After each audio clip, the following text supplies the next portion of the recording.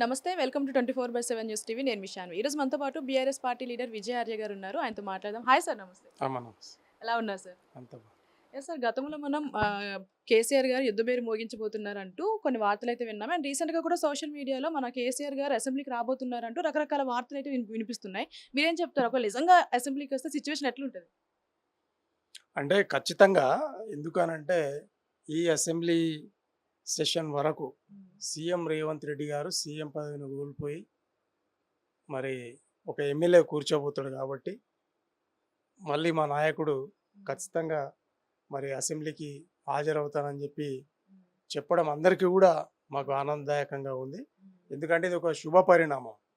ఎందుకనంటే 10 సంవత్సరాలు అన్యాయంగా ఏ తప్పు లేనిది ఒక తెలంగాణ రాష్ట్ర నిర్మాతను, తెలంగాణ ప్రదాతను పట్టుకొని ఇష్టానుసారంగా నోటుకొచ్చినట్టు రేవంత్ రెడ్డి గారు సీఎం కుర్చీలో ఉంటూ ప్రధాన ప్రతిపక్షం కుర్చీలో కేసీఆర్ గారు కూర్చోవడం అనేది ఆ తెలంగాణ ప్రజలకు అవమానకరంగా ఉంటుంది. కాబట్టి మరి ఇన్నాళ్ళు కేసీఆర్ గారు రాలేని మాట వాస్తవం అందరికీ తెలుసు. ఇది రేవంత్ రెడ్డి గారికి కూడా తెలుసు, అధిష్టానానికి కూడా తెలుసు. సో ఇప్పుడు జరగబోయే పరిణామాలు ఏంటంటే ఈ ఎమ్మెల్సీ ఎన్నికలు దాదాపు 8 మంది ఎమ్మెల్సీ సీట్లు ఫిల్అప్ అయినాయి.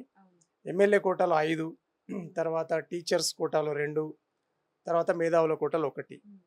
సో ఈ 8 ఫిల్అప్ అయిన సందర్భంలో ఈ 8కి 8 రేవంత్ రెడ్డి గారి టీమును పక్కకు పెట్టి రాహుల్ గాంధీ గారు, సోనియా గాంధీ గారు, ఖర్గే గారు తీసుకున్న సొంత నిర్ణయాలు, పార్టీ అధిష్టానం తీసుకున్న సొంత నిర్ణయాల వల్ల కాంగ్రెస్ పార్టీ మళ్ళీ నిలదొక్కునే పరిస్థితి ఉంది.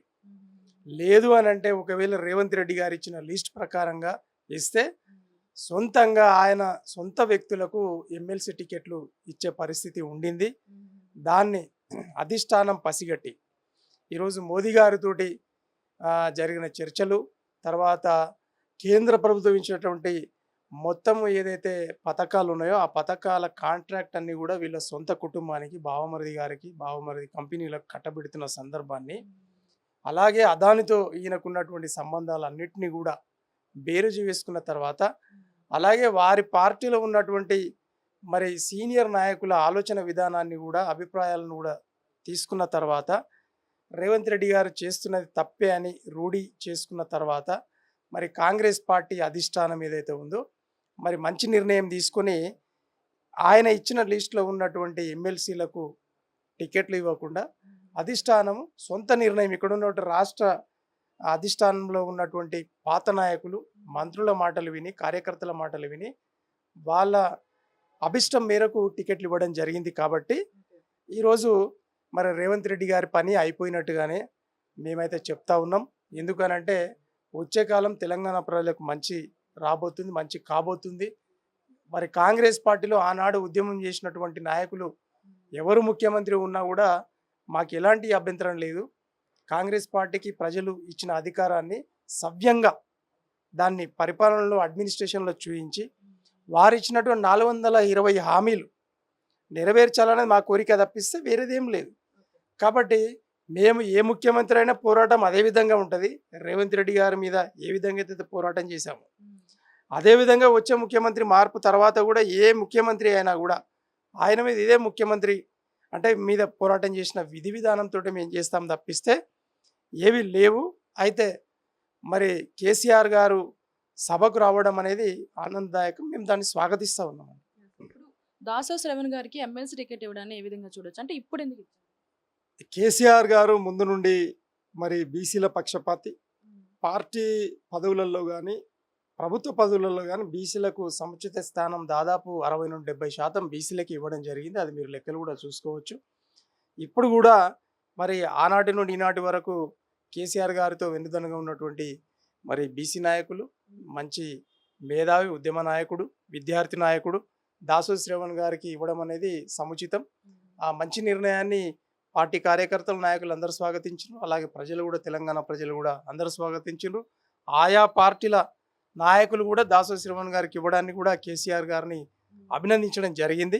మంచి జరిగింది. బీసీల పక్షపాతి అనేది కేసీఆర్ గారని తేలిపోయింది. అట్లనే బీసీ ఉద్యమం చేతబట్టినటువంటి మా కవితమ్మ గారి పోరాటం వల్ల ఈసారి ఎమ్మెల్సీకి బీసీకి ఇవ్వాలి, శ్రవణ్ గారికి ఇవ్వాలని చెప్పి ఆమె కూడా ప్రపోజల్ పెట్టడం జరిగింది, కవిత గారు.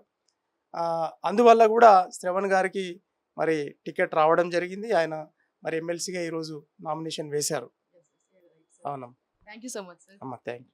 సార్, గతంలో మనం కేసీఆర్ గారు యుద్ధ పేరు మోగించబోతున్నారంటూ కొన్ని వార్తలు అయితే విన్నాం. అండ్ రీసెంట్గా కూడా సోషల్ మీడియాలో మన కేసీఆర్ గారు అసెంబ్లీకి రాబోతున్నారంటూ రకరకాల వార్తలు అయితే వినిపిస్తున్నాయి. మీరేం చెప్తారు? ఒకవేళ నిజంగా అసెంబ్లీకి వస్తే సిచ్యువేషన్ ఎట్లుంటుంది? అంటే ఖచ్చితంగా, ఎందుకనంటే ఈ అసెంబ్లీ సెషన్ వరకు సీఎం రేవంత్ రెడ్డి గారు సీఎం పదవిని కోల్పోయి మరి ఒక ఎమ్మెల్యే కూర్చోబోతాడు కాబట్టి మళ్ళీ మా నాయకుడు ఖచ్చితంగా మరి అసెంబ్లీకి హాజరవుతానని చెప్పి చెప్పడం అందరికీ కూడా మాకు ఆనందదాయకంగా ఉంది. ఎందుకంటే ఇది ఒక శుభ పరిణామం. ఎందుకనంటే 10 సంవత్సరాలు అన్యాయంగా ఏ తప్పు లేనిది ఒక తెలంగాణ రాష్ట్ర నిర్మాతను, తెలంగాణ ప్రదాతను పట్టుకొని ఇష్టానుసారంగా నోటుకొచ్చినట్టు తిన్న రేవంత్ రెడ్డి గారు సీఎం కుర్చీలో ఉంటూ ప్రధాన ప్రతిపక్షం కుర్చీలో కేసీఆర్ గారు కూర్చోవడం అనేది ఆ తెలంగాణ ప్రజలకు అవమానకరంగా ఉంటుంది. కాబట్టి మరి ఇన్నాళ్ళు కేసీఆర్ గారు రాలేని మాట వాస్తవం, అందరికీ తెలుసు. ఇది రేవంత్ రెడ్డి గారికి కూడా తెలుసు, అధిష్టానానికి కూడా తెలుసు. సో ఇప్పుడు జరగబోయే పరిణామాలు ఏంటంటే, ఈ ఎమ్మెల్సీ ఎన్నికలు దాదాపు 8 మంది ఎమ్మెల్సీ సీట్లు ఫిల్అప్ అయినాయి. ఎమ్మెల్యే కోటాలో 5, తర్వాత టీచర్స్ కోటాలో 2, తర్వాత మేధావుల కోటాలో 1. సో ఈ 8 ఫిల్అప్ అయిన సందర్భంలో ఈ 8కి 8 రేవంత్ రెడ్డి గారి టీమును పక్కకు పెట్టి రాహుల్ గాంధీ గారు, సోనియా గాంధీ గారు, ఖర్గే గారు తీసుకున్న సొంత నిర్ణయాలు, పార్టీ అధిష్టానం తీసుకున్న సొంత నిర్ణయాల వల్ల కాంగ్రెస్ పార్టీ మళ్ళీ నిలదొక్కునే పరిస్థితి ఉంది. లేదు అని అంటే ఒకవేళ రేవంత్ రెడ్డి గారు ఇచ్చిన లిస్ట్ ప్రకారంగా ఇస్తే సొంతంగా ఆయన సొంత వ్యక్తులకు ఎమ్మెల్సీ టికెట్లు ఇచ్చే పరిస్థితి ఉండింది. దాన్ని అధిష్టానం పసిగట్టి ఈరోజు మోదీ గారితోటి జరిగిన చర్చలు, తర్వాత కేంద్ర ప్రభుత్వం ఇచ్చినటువంటి మొత్తం ఏదైతే పథకాలు ఉన్నాయో ఆ పథకాల కాంట్రాక్ట్ అన్ని కూడా వీళ్ళ సొంత కుటుంబానికి, బావమరిది గారికి, బావమరిది కంపెనీలకు కట్టబెడుతున్న సందర్భాన్ని, అలాగే అదానితో ఈయనకున్నటువంటి సంబంధాలన్నింటినీ కూడా బేరుజు వేసుకున్న తర్వాత, అలాగే వారి పార్టీలో ఉన్నటువంటి మరి సీనియర్ నాయకుల ఆలోచన విధానాన్ని కూడా, అభిప్రాయాలను కూడా తీసుకున్న తర్వాత రేవంత్ రెడ్డి గారు చేస్తున్నది తప్పే అని రూఢి చేసుకున్న తర్వాత మరి కాంగ్రెస్ పార్టీ అధిష్టానం ఏదైతే ఉందో మరి మంచి నిర్ణయం తీసుకొని ఆయన ఇచ్చిన లిస్టులో ఉన్నటువంటి ఎమ్మెల్సీలకు టికెట్లు ఇవ్వకుండా అధిష్టానము సొంత నిర్ణయం, ఇక్కడ ఉన్నటువంటి రాష్ట్ర అధిష్టానంలో ఉన్నటువంటి పాత నాయకులు, మంత్రుల మాటలు విని, కార్యకర్తల మాటలు విని వాళ్ళ అభిష్టం మేరకు టికెట్లు ఇవ్వడం జరిగింది. కాబట్టి ఈరోజు మరి రేవంత్ రెడ్డి గారి పని అయిపోయినట్టుగానే మేమైతే చెప్తా ఉన్నాం. ఎందుకనంటే వచ్చే కాలం తెలంగాణ ప్రజలకు మంచి రాబోతుంది, మంచి కాబోతుంది. మరి కాంగ్రెస్ పార్టీలో ఆనాడు ఉద్యమం చేసినటువంటి నాయకులు ఎవరు ముఖ్యమంత్రి ఉన్నా కూడా మాకు ఎలాంటి అభ్యంతరం లేదు. కాంగ్రెస్ పార్టీకి ప్రజలు ఇచ్చిన అధికారాన్ని సవ్యంగా దాన్ని పరిపాలనలో, అడ్మినిస్ట్రేషన్లో చూపించి వారు ఇచ్చినటువంటి 420 హామీలు నెరవేర్చాలనేది మా కోరిక తప్పిస్తే వేరేదేం లేదు. కాబట్టి మేము ఏ ముఖ్యమంత్రి అయినా పోరాటం అదే విధంగా ఉంటుంది. రేవంత్ రెడ్డి గారి మీద ఏ విధంగా అయితే పోరాటం చేశాము అదేవిధంగా వచ్చే ముఖ్యమంత్రి మార్పు తర్వాత కూడా ఏ ముఖ్యమంత్రి అయినా కూడా ఆయన మీద ఇదే ముఖ్యమంత్రి అంటే మీద పోరాటం చేసిన విధి విధానంతో మేము చేస్తాం తప్పిస్తే ఏవి లేవు. అయితే మరి కేసీఆర్ గారు సభకు రావడం అనేది ఆనందదాయకం, మేము దాన్ని స్వాగతిస్తూ ఉన్నాం. దాసో శ్రవణ్ గారికి ఎమ్మెల్సీ టికెట్ ఇవ్వడాన్ని ఏ విధంగా చూడొచ్చు? అంటే ఇప్పుడు ఎందుకు ఇచ్చారు? కేసీఆర్ గారు ముందు నుండి మరి బీసీల పక్షపాతి, పార్టీ పదవులలో కానీ ప్రభుత్వ పదవులలో కానీ బీసీలకు సముచిత స్థానం దాదాపు 60 నుండి 70% బీసీలకి ఇవ్వడం జరిగింది. అది మీరు లెక్కలు కూడా చూసుకోవచ్చు.